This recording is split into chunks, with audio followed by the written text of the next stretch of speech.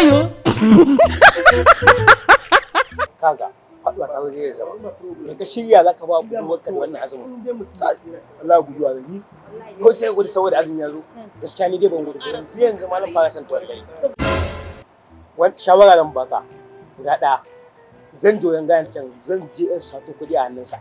Sata? Eh. In na samu kuɗin zan zo sai ka je in baka ka je ka yi wa budurwarka sai ya azumin nan. Ni ba na san ka gudu saboda azumi ya zo. Za ka ban kuɗin? Eh zan baka. Je ka. Ba kai. Ayo.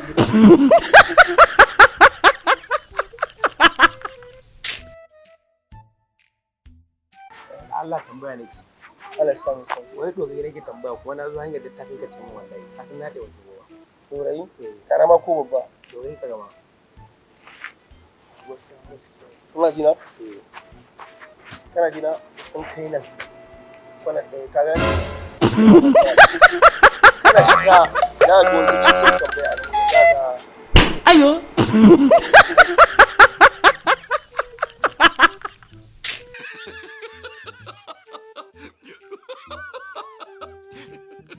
Na fafe shi a ba tuni don mu je kai a wata sai ya azumi.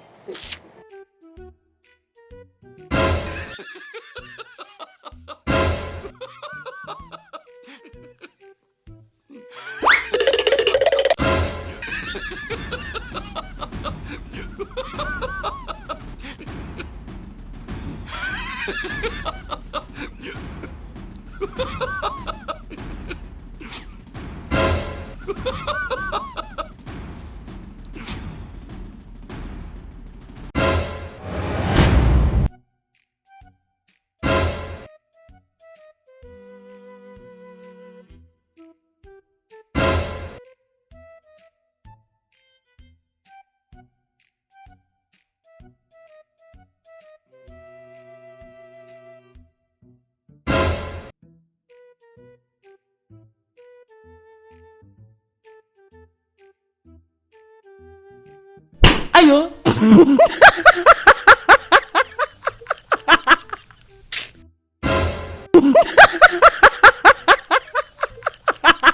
Malam ce mata. Tafsirin azumi za ka ranta mata. Wallahi baby ina son ki wallahi. Kan fikin tafi azumi ne fa ya dawo da ni gurin ki fa. Wallahi yanzu da me zan so miki da azumi. Saboda mun samu kuɗi. Duk abin da ya dace ina so. Dan Allah ki gan abin da zan so miki da Allah. Kar ka damu. Ko menene inda ya fito daga wajenka ina bukata. Abokina. Don't worry.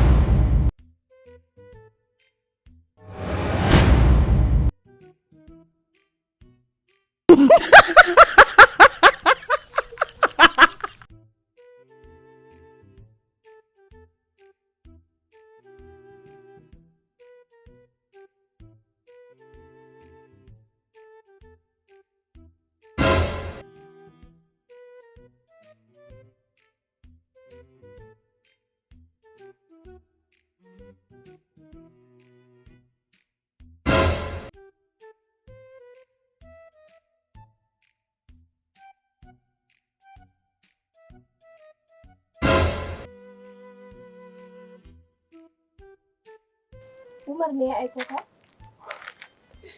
‘Yan mata, Umar ba ajinki ba ne ba. Na san zaki wa matan gari na nan wurin ko? Jiya da muka doni da abokina sai na fahimci gabaki ɗaya bai dace da ke ba. Kin fi ƙarfin ajinsa.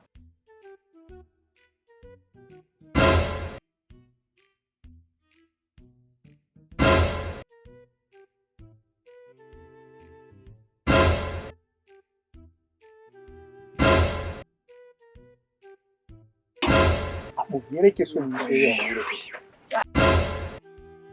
A gaban idanunka zan shege tsohonka. Ayo. Kanan ina wanda nake gaya maka wanne sun sa na kalle sama ina musu kufin sai an dauke min wallet da kuɗi na a haba da Allah wannan shine kutumar uwa yau za mu ci sai ne nake shi duk a ibada ku sha mana nace miki